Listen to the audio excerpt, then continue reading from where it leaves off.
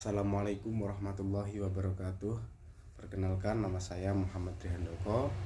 Saya dari kelas 3D Penjaskesrek Universitas Nusantara PGRI Kediri.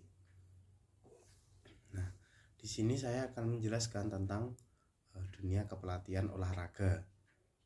Nah, olahraga sendiri itu terdapat 3 manfaat olahraga.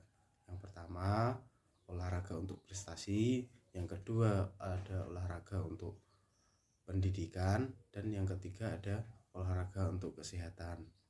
Nah, olahraga untuk prestasi ini tidak jauh dengan kata atlet.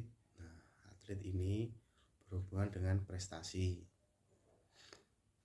Dalam peratletan atau dunia prestasi terdapat yang namanya coach atau seseorang pelatih.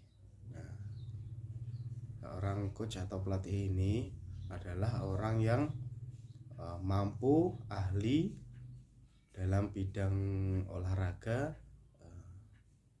Beliau ini mengetahui tentang cara, teknik, dan taktik yang akan diberikan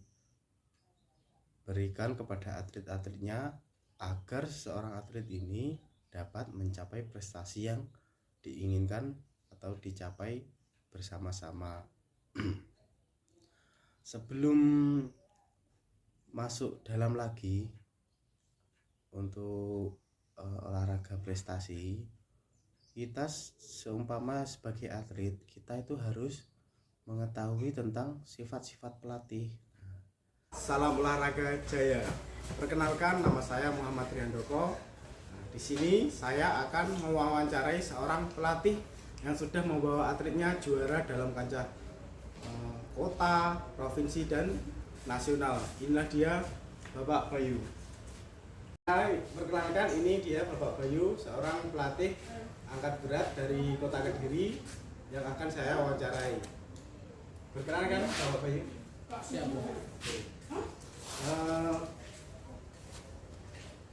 Apakah Anda tegas terhadap atlet yang membolos latihan? Ya, saya harus tegas ketika ada atlet yang membolos, karena semua itu tergantung pada kedisiplinan. Apakah Anda memberikan punishment atau hukuman kepada atlet Anda yang telat jam latihan? Pasti, karena telat itu salah satu tindakan tidak disiplin, sehingga harus ditindak tegas, harus diberi hukuman. Misal seperti jogging 5 kali ataupun push up 50 kali, seperti itu. Apakah Anda sudah memberikan program yang sesuai kepada atlet Anda? Untuk saat ini sudah sesuai, mungkin masih ada perbaikan di sana sini untuk meningkatkan prestasinya lagi. Apakah Anda memberikan arahan kepada atlet Anda yang bila atlet Anda ini mulai bosan terhadap pertandingan? Kadang seminggu 2 kali, 3 kali semua dikumpulkan untuk agar diberi motivasi, agar tidak bosan juga. Kadang dibuat permainan juga. Apakah bila atlet Anda sedang mengalami masalah di luar lingkungan olahraga, apa yang Anda lakukan? Kurang lebih saya akan mendekati orang tuanya dulu agar lebih sering memperhatikan anaknya, karena kan kita sebagai pelatih kan nggak bisa terus memantau atlet kita. Apa sikap Anda bila atlet Anda ini belum juara? Mungkin saya akan lebih mendisiplinkan lagi dan menggemblengnya dengan porsi latihan yang lebih. Apa sikap Anda bila atlet Anda juara sesuai dengan program Anda? Ya, saya akan terus meningkatkan prestasinya lagi, karena prestasi itu tidak hanya stuck di salah satu event. Terima kasih, Bayu. Sama-sama. Sifat-sifat pelatih menurut ahli, yaitu Tutko dan Richard pada tahun 1999, 971 itu dibagi menjadi 3. Nah, yang pertama yaitu The Hard Nose Authorium Coach. Nah, pelatih yang merasa yakin dalam menentukan tindakan dan target, mendorong atlet untuk berjuang untuk mendapatkan target yang dicapai. Biasanya terdapat pada jiwa seorang atlet muda. Nah, ciri-cirinya sebagai berikut. Yang pertama yaitu sangat disiplin. Yang kedua, bertindak kejam dan sadis. Yang ketiga, sangat kaku dalam pergaulan, mengorganisasikan segala sesuatu, sering bersifat moralis dan religius, keras dalam pendirian, dan memotivasi dengan menggunakan perlakuan fisik seperti disuruh push up atau squat jump. Nah, biasanya kalau contohnya biasanya ketika atlet telat atau salah dalam melakukan gerakan atau teknik, nah, biasanya pelatih ini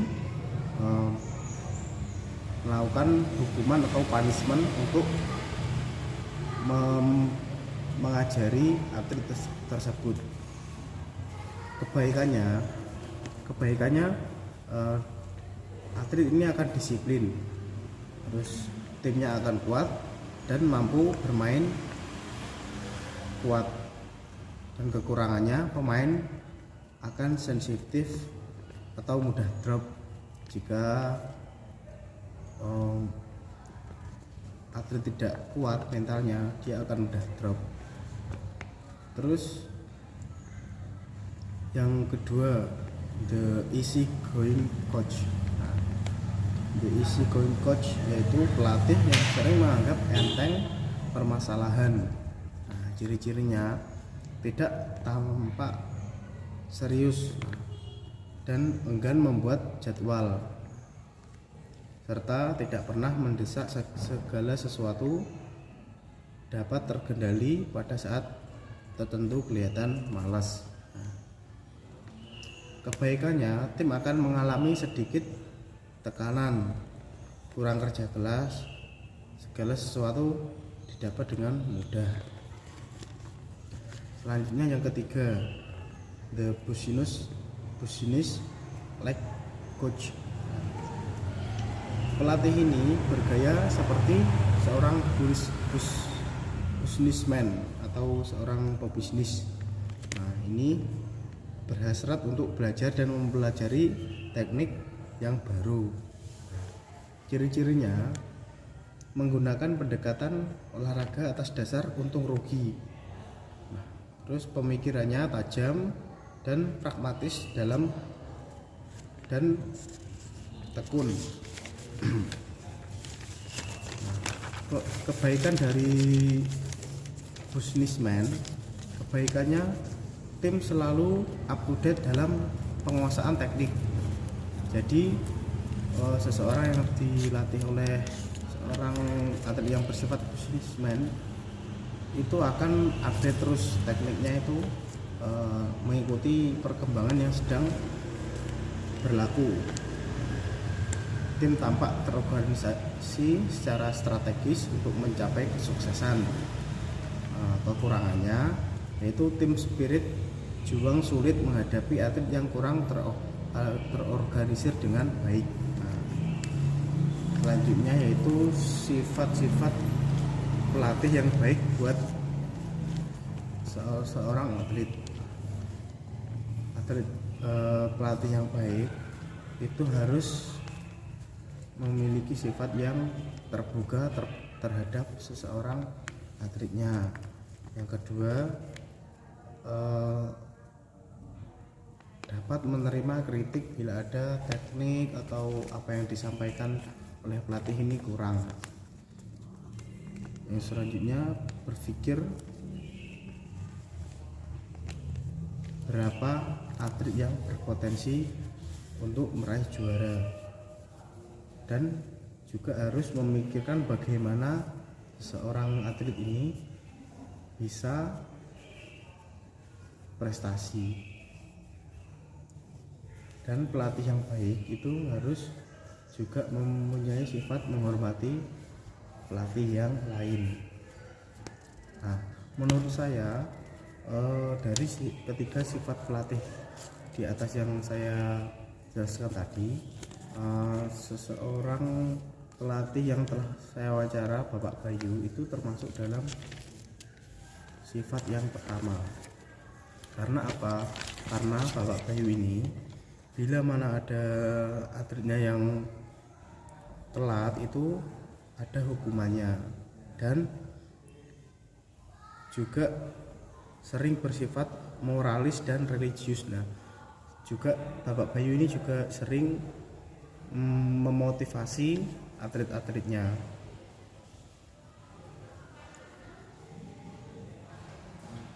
Mungkin demikian yang dapat saya sampaikan.